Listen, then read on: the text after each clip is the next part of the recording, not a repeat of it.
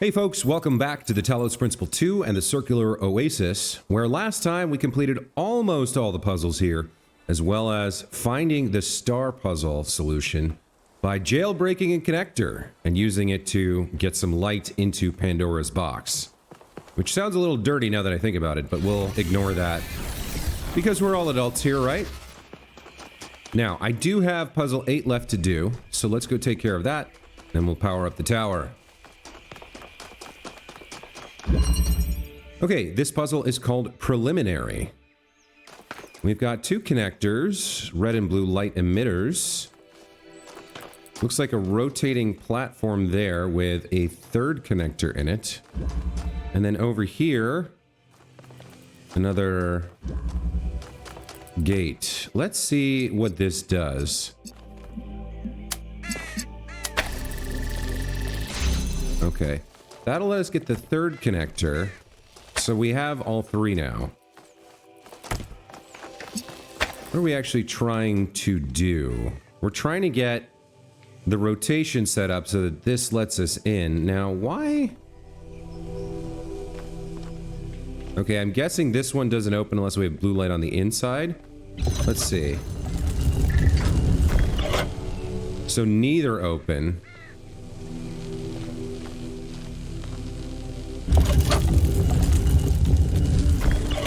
Okay, so I think I get it. We want to have red light over here and blue light inside.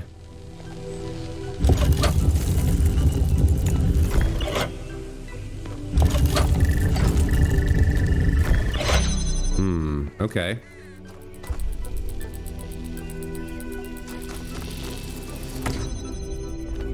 So then, let's see.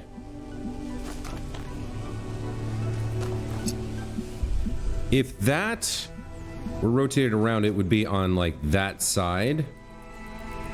And we'd want it coming through the other gate. So, like, we'd want this here. Like this. Set up like that. So that if we were inside, it would be aimed that direction. It'd be bouncing there and go to there. The problem is, we can't get inside, right? Right.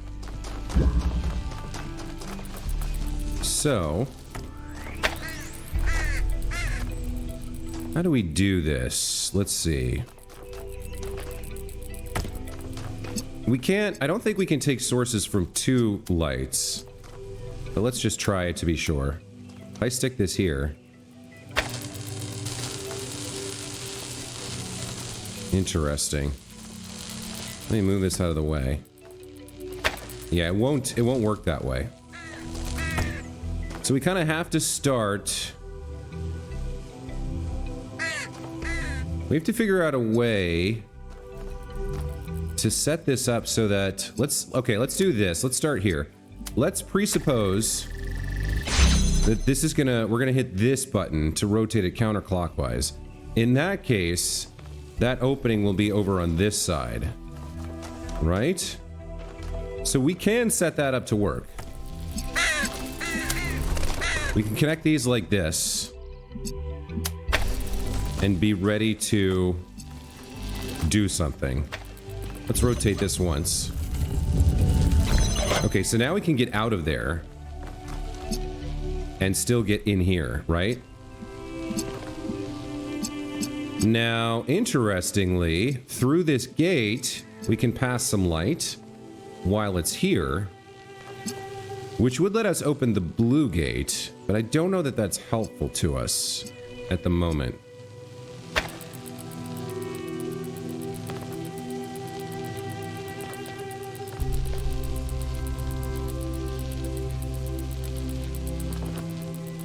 We need a way to keep this open.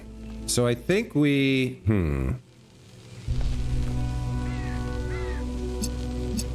I think we start like this. No, not quite. That lets us keep it open and go grab this second one over here. Right? Yeah. That's doing nothing. So then what do we do?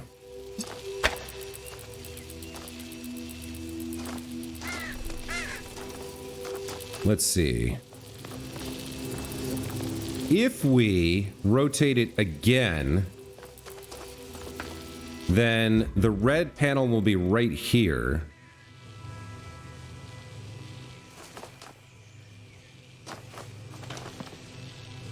The red panel would be here. So we sort of want... Well, now this is self-powering for right now, so we can actually remove this and keep that open, right? Then we can do this temporarily to get us through with this one, right? So the idea is this is going to rotate, and then it's going to be over on the other side, and we need it to still be open. So...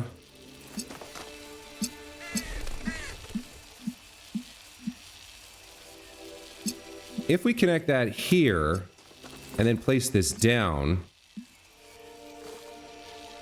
and connect to that, right? And then we rotate. Let's check. Okay, now that's open. So that's a good thing. But is there a way for us now to open the blue gate? Not with just the one, I don't think. Is there some way we can set things up so that...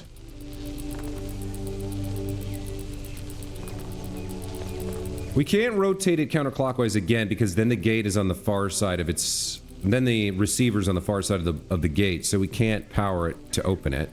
We need to be getting through this somehow. So I think we can... yes, okay, I see it. So we can do this, right?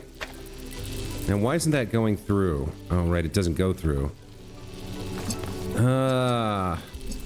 If we could do that, the solution would be easy. Yeah, we can't go through this grate.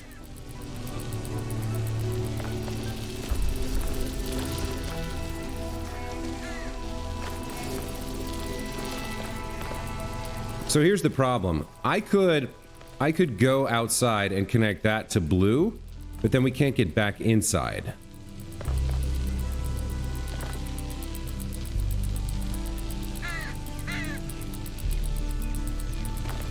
How would we do this?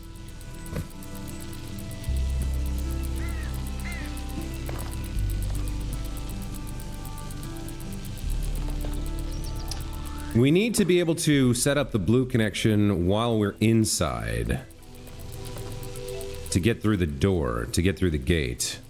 I'm not seeing how to do it.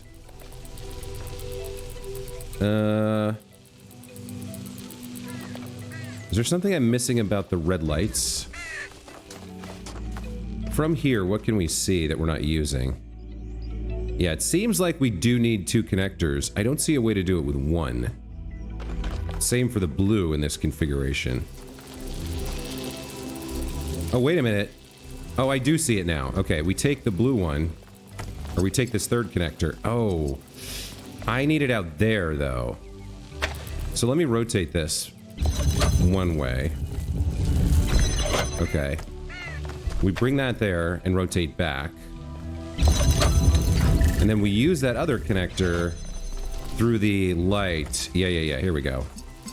So we're gonna go 1 to 2 like that, and then set it inside this V. Nope.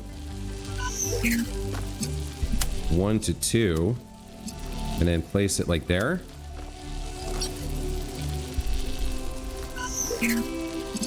Come on, you can make it happen.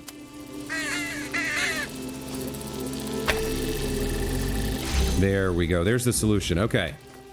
Cool.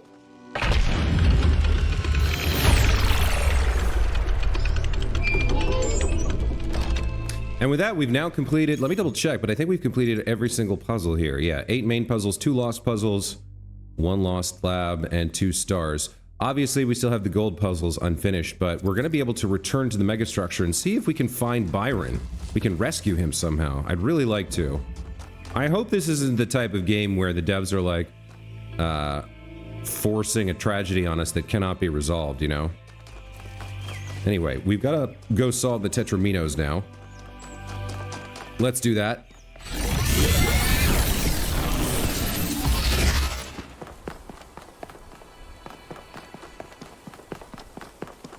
Okay, so it's pretty straightforward here. Let's take care of... Oh, we're off to the right here? Yikes, okay. That looks promising.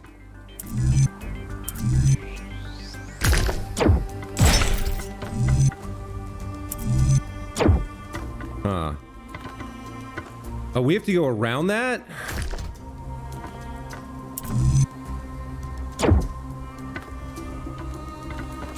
Or... No, we have to connect... We do have to connect to that right there. Okay.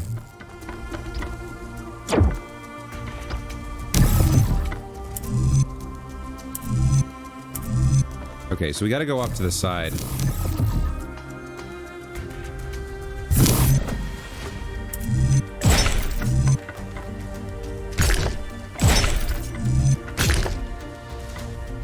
Is that... No, that's not right.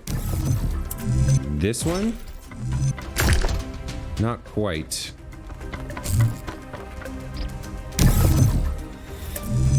So then, I think like that. Followed by that and that. There we go. Okay. Got a second set here.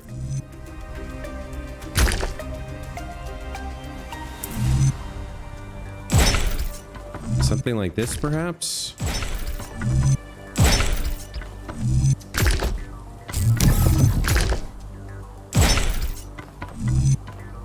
No.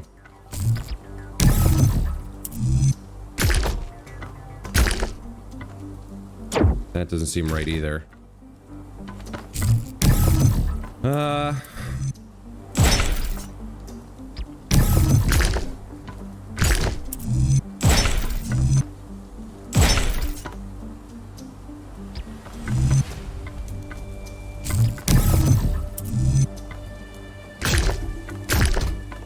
Okay, I think this first piece has to be wrong then.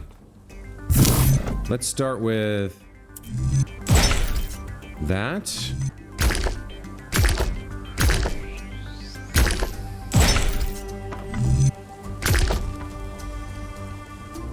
That doesn't seem right.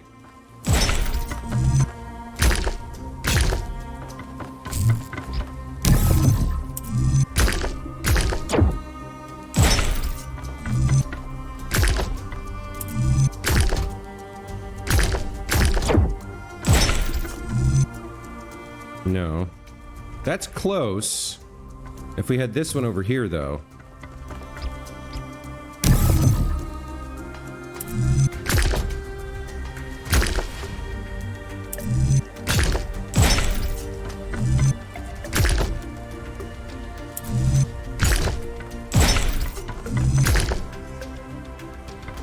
Oh boy, okay.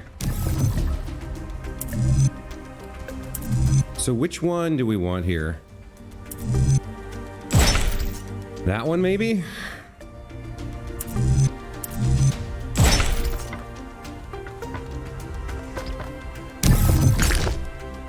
That seems wrong.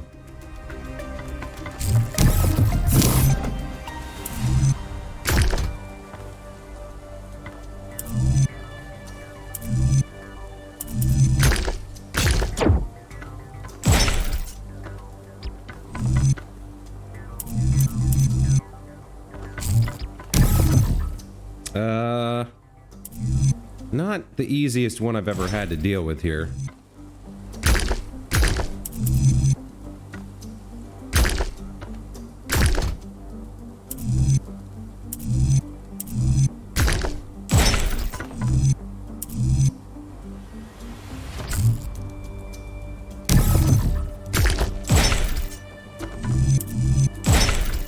Maybe this is it? It's like almost it. I could sort of jump over there. It's not really the solution, but I probably don't make that. Yikes, this one's a little gnarly. All right, so let me start with...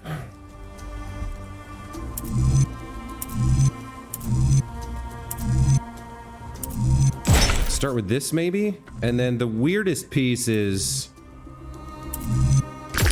this one? Yeah, that's hard to deal with.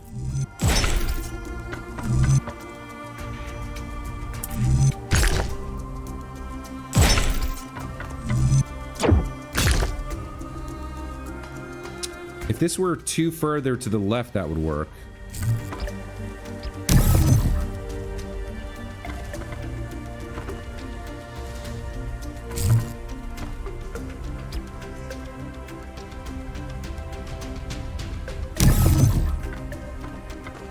So maybe this one's supposed to be over here. And then what did I do? Something like this.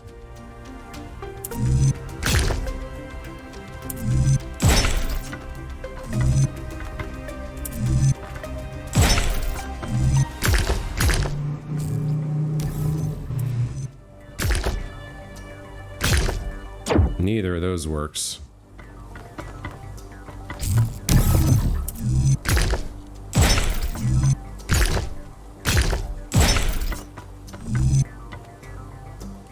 That doesn't work.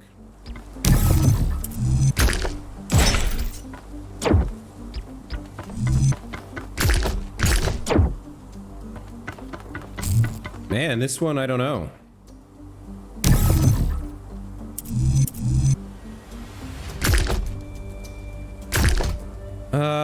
This one's just like pointing the wrong way, kind of, so I don't think that can be right. Maybe this?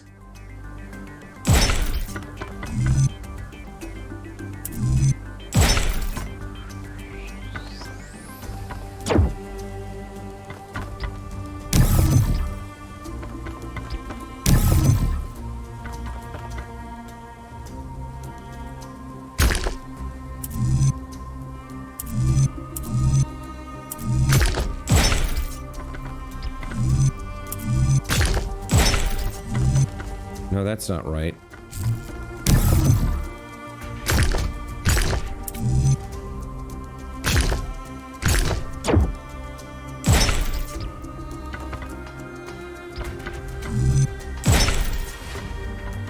Yikes. So now, wait a minute. That would be right if this one were flipped.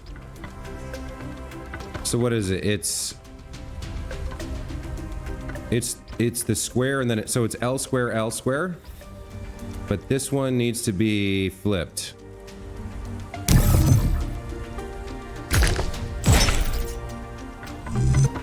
And then it was L square, L square.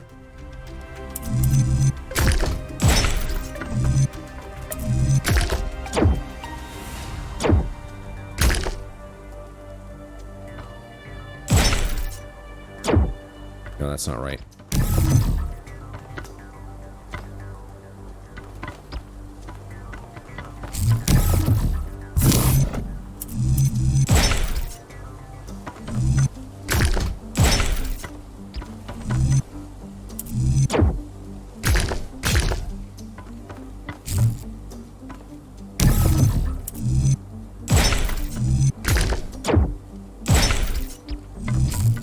God damn it. This one is killing me, you guys. I can't understand it.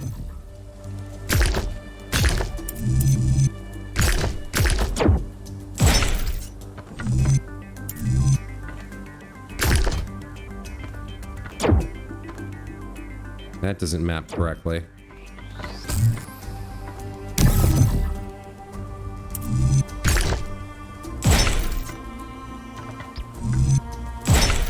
Is that it? Oh, I think that's it. Hold on. There we go. Oof. Now, nasty. I did not like that one at all. Okay.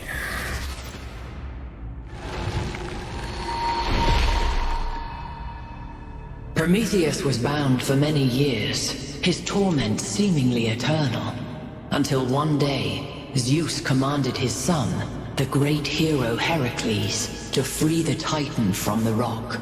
Why did Zeus relent? Why did Zeus relent? To give his son a heroic deed to achieve? Because it was never meant to be eternal, it was only meant to feel that way? Because he changed his mind about what Prometheus had done? Let's see. Zeus knew that his son needed Prometheus' help. He recognized that he had been wrong because no one's punishment should be eternal. In the story, Zeus was always a selfish power broker. He was never somebody who felt empathy or pity, I don't think. Not that I recall. I think it's got to be this pragmatic, like trade-based, let's make a deal kind of a thing. Zeus knew that his son needed Prometheus' help. Is helping those you love more important than justice? That's tough. That's a tough one.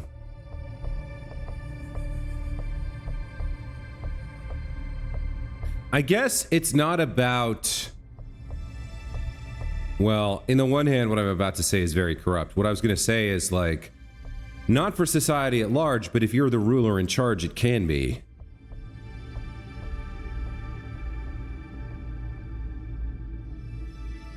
But justice is subjective, and who's to say that justice wasn't met by their definition, by punishing him for many, many years, and then eventually relenting, even if it was for the wrong reason? I'd say justice is vague, people are real.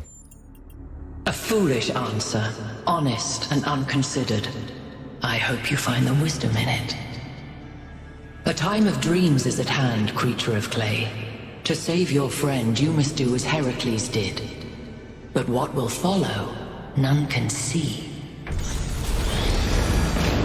That's the second time in the second entity who's mentioned foolishness as wisdom.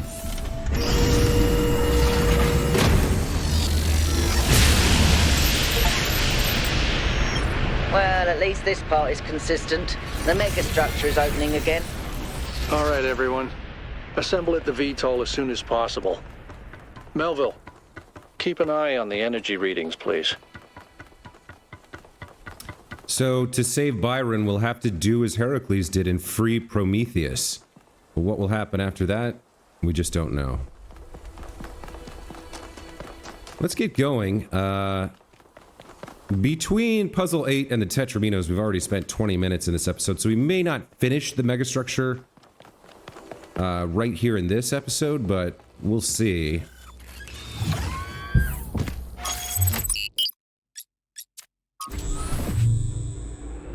You all know I don't share Byron's enthusiasm for the megastructure.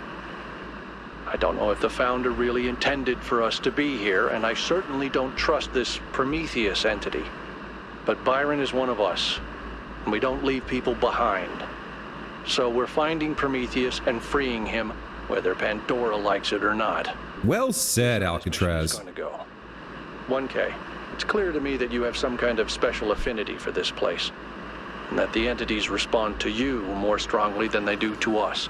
So, once you're inside, I want you to take point.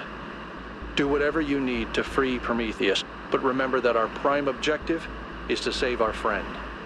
Melville, I want you to stay at the VTOL and let Yakut and 1K go in. I'm going to stay behind as protocol requires. I don't love the idea of sitting this one out. Byron is my oldest friend, but we're doing this by the book. Well said.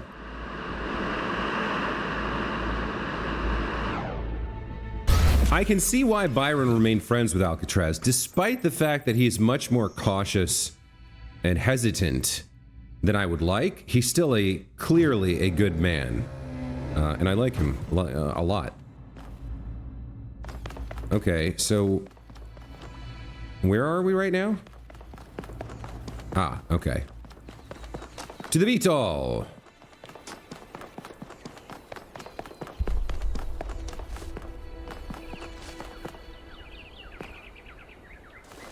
See anything? All right, he's not in a chatty mood. All right, I'm taking us in. Let's hope we can find the big guy. Is he big? We're all the same size. All right, well, let's go around the left side. I guess the southern side? Yeah.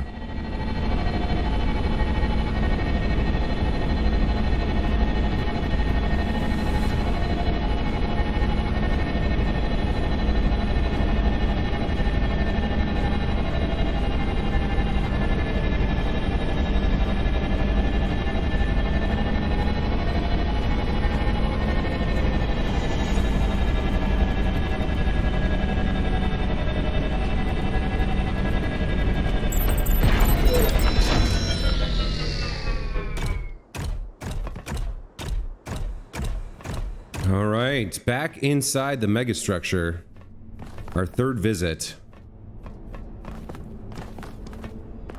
Melville and Yakut traveling with us. Let's see what we learn.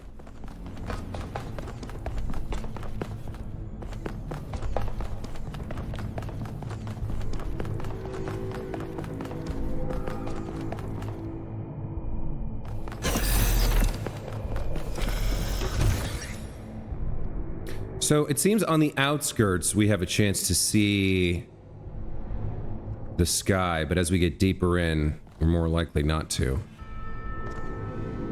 3 pathways here. We have an elevator, which didn't work for us before and apparently is not going to now.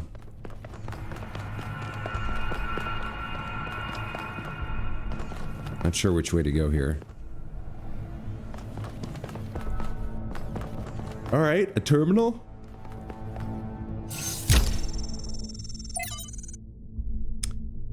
Oh, from Eustathius. Dearest Athena, I don't know if you will see this. You've become even more distant from the affairs of New Jerusalem than I have. Miss speaking to you and Cornelius, and I fear that some of your estrangement is my own fault. I know things are not as you had wished them to be, and the city is drifting away from that bold vision you established. This is not because of your leadership or lack thereof. You didn't fail, I did. I know I've said it before, but the New Alexandria disaster was my fault. I'm the one who took the initiative, and I'm the one who made the mistake. Yes, there should have been procedures in place, but it was my role to create such procedures, Athena, not yours. I wish I had listened to Byron when he said we had to establish another settlement immediately. Learn from the pain, don't let it fester. He was right. That's where the rot set in, and I'm sorry. With love, Eustathius. From the author's note to Athena Reborn, a novel. Right, this was the text that we found in the first game. Retelling the story of Athena, but that was the mythical Athena, not the robot Athena. And we don't know who the author was. Anyway, if my work has meant something to you, if Athena had any kind of impact on you, if some story in Wonder Tales from the periphery moved you or made you think, then there is something about myself that I need to share with you. It's the only autobiographical fact I have any interest in sharing, the only thing about me that matters to you outside my work. Every breath that I take, and so every story that I write, is only possible because of technology. There are no natural remedies, no spiritual alternatives for what I was born with. My existence is wholly contingent upon a level of technological sophistication which was heretofore unimaginable, and which will, in many ways, define the coming era. When you long for a return to simpler times, you wish for a world in which I could not exist. If you are looking for answers, consider the fact that I was granted the blessing of this technology despite being born into poverty, and my writing never having been particularly lucrative. The civilizational structures I live within were arranged in such a way that this technology would be deployed to save my life. And are these structures not also, at the end of the day, a kind of machine? What is the state? What is the civilization, if not a machine? Think about what this means, what this is. Is it systemic compassion? Is it liberation from nature? Is it equality of opportunity? Whatever your belief system, think hard about what it means that I'm alive because of these machines, and I have created something that matters to you. Thank you for reading. Very, very interesting, and a pointed argument, almost a challenge of sorts. Well, no, not almost. It is a challenge. It's a challenge to the reader that, like, if you care about my work, then that means at least some part of you must respect the fact that it was technology and the particular configuration of our civilization that allowed me to live instead of die, as I would have in any other age. So I especially like the challenge to those. Where was the line? When you long for a return to simpler times. Yeah. We saw that as well in the, I think it was African or maybe Indian book text that we found, where the mother talked about how hard times were before, and scoffs at the idea that the current generation doesn't have time because they're working too much. Another text here, Clockwork, excerpted from Orthodoxy by G.K. Chesterton, who showed up in quite a few texts here in the sequel.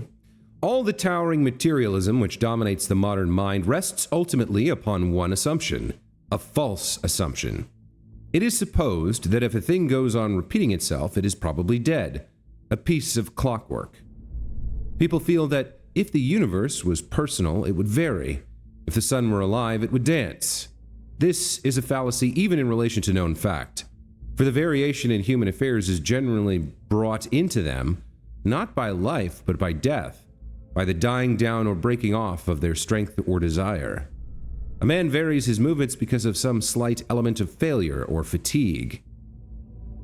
But perhaps God is strong enough to exult in monotony. It's possible that God says every morning, "Do it again," to the sun, and every evening, "Do it again," to the moon. It may not be automatic necessity that makes all daisies alike. It may be that God makes every daisy separately, but has never got tired of making them. It may be that He has the eternal appetite of infancy, for we have sinned and grown old, and our Father is younger than we.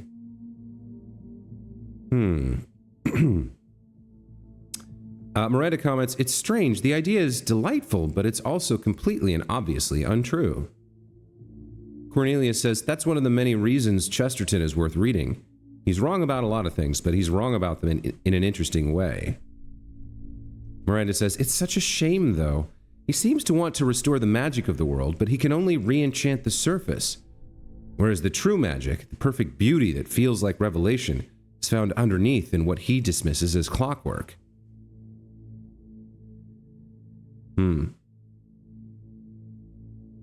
But Miranda, you saw deeper, much deeper than anyone who came before. I guess it's harder for you to relate to the people who can't see what you can see.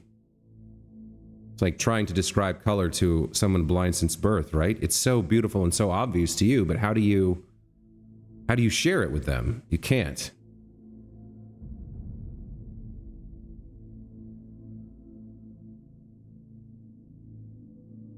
So Chesterton is trying to say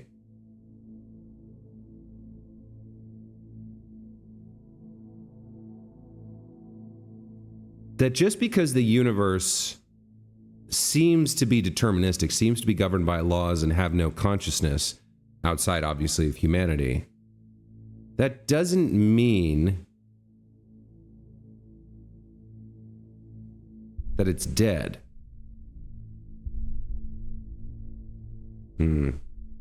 That's a tough one to digest quickly, I must say. All right, we have more notes from the founding. Day 680, New Jerusalem. That's the name we picked. Am I sad that my suggestion didn't win? Maybe a little. But it is a good name. A fitting name, a name that we can be proud of. With it comes a new kind of optimism. Everyone is thinking of the future once more. I, for one, am glad that we've recovered our equilibrium and our determination. Athena and Cornelius are certainly bustling with plans and bright visions of the future, and when they tell us those dreams of theirs, it's hard not to be drawn in by the pretty pictures they paint.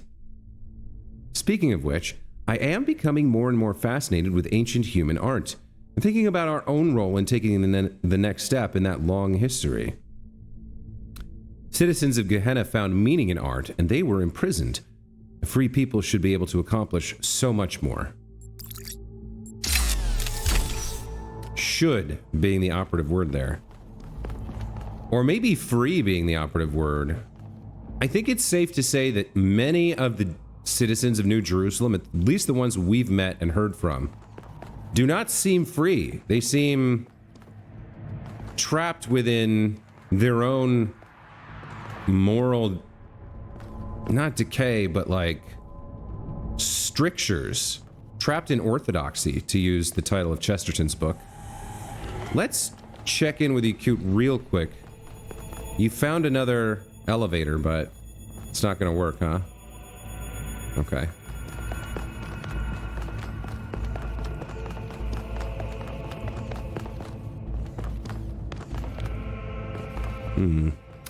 Floating boxin'.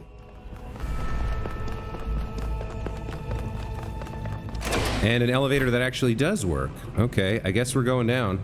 Yay! I found another elevator. My favorite. So we found one and he found one, huh? All right. Once again, I have no idea where I am. No sign of Prometheus so far. Hope you're doing better, 1K. I mean, I'm optimistic about it. Got a gondola ride.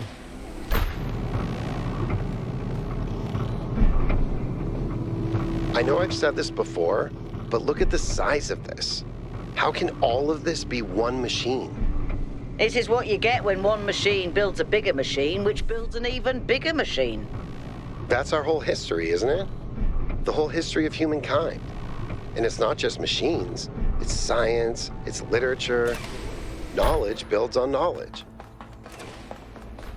Now this is cool looking. I mean, all this looks like copper, and then there's this big vortex or tornado of light above it. This is different. We're not solving puzzles here. Another elevator. Okay. We're going down deeper? Ooh. Okay. I wonder if we lose contact with Yakut. I mean, how much metal can be between us and him before our communications equipment breaks down? Oh, wow. Wow.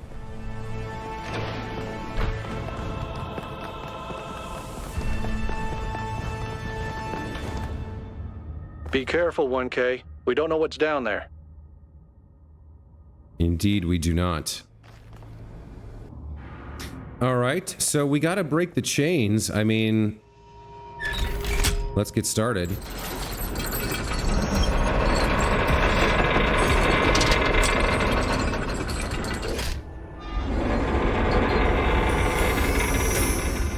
Okay.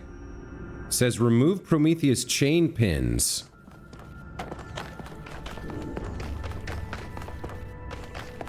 So we're gonna, before we can actually remove the chains, we're gonna have to remove the pins that lock them, huh? Okay.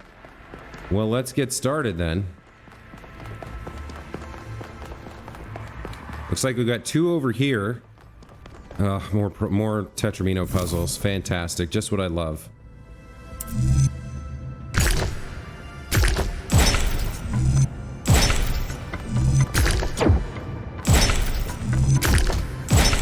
Alright, that one fortunately was pretty easy. Okay.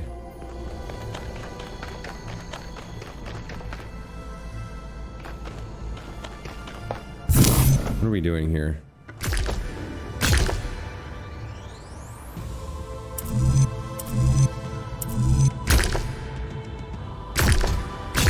How would this work?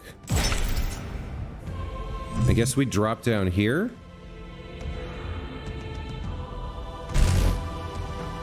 I can't seem to walk. I can't jump off. Okay, so that's not right. How? What?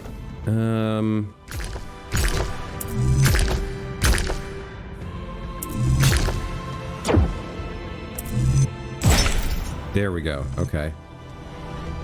Where are we, to what are we connecting this?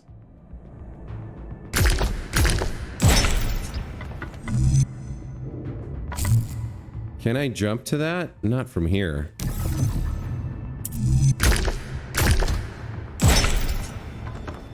Oh, if it's connected to the gravity, it becomes gravity. Wow, all right.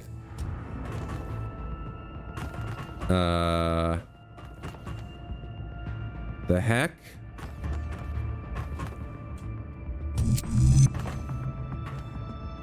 Oh, we're almost there, huh? That's a weird one. Okay.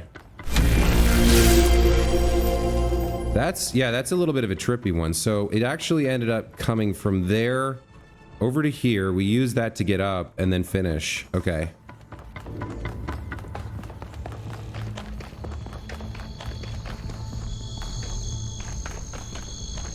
Some insects chirping here.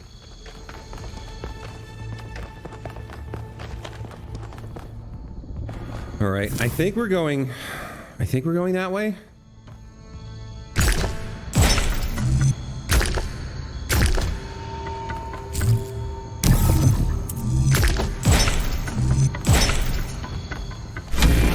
Yes. Okay. So here is the first pin.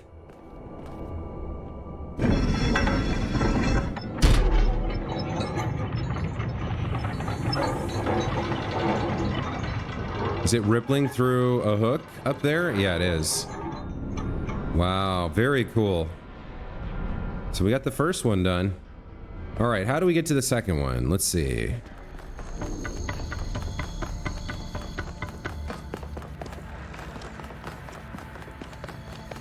Kind of locked in here, unless we can find another... Yeah, here we go. Second one's all the way over there.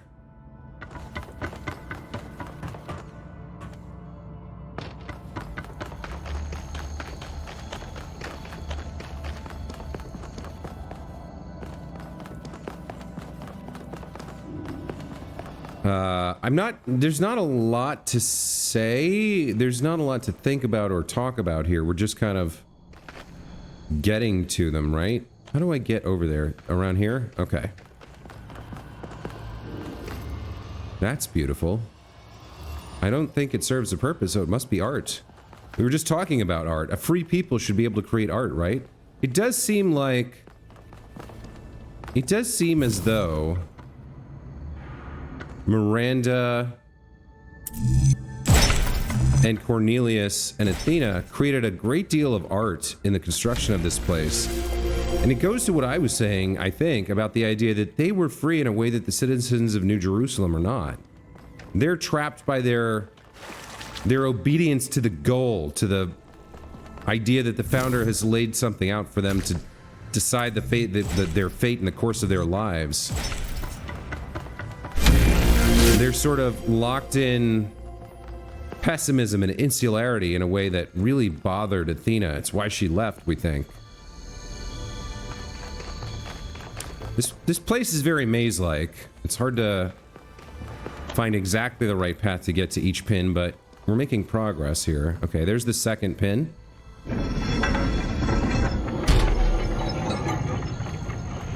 Now I gotta backtrack, right? There's no quick and easy way back.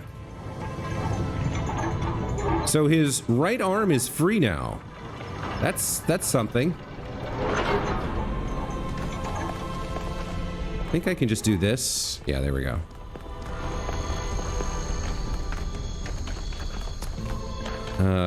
Now what? Now how do I get home? Can we go this way?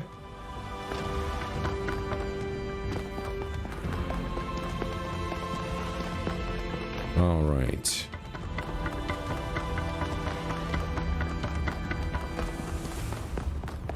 Well, folks, I think we got 3 pins left, and then whatever the consequences of freeing our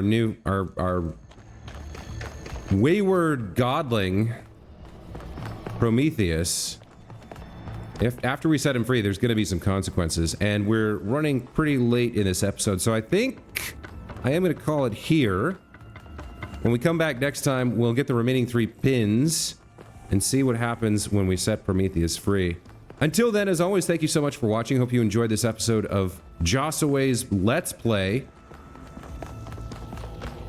of the Talos Principle 2. Hopefully he's more than just a statue. Hopefully the particle cloud is being held in place symbolically by these chains or some digital code or something, and releasing him will actually turn him free. I'd love to hear what he has to say, and next time we'll find out. Hope to see you then. Take care.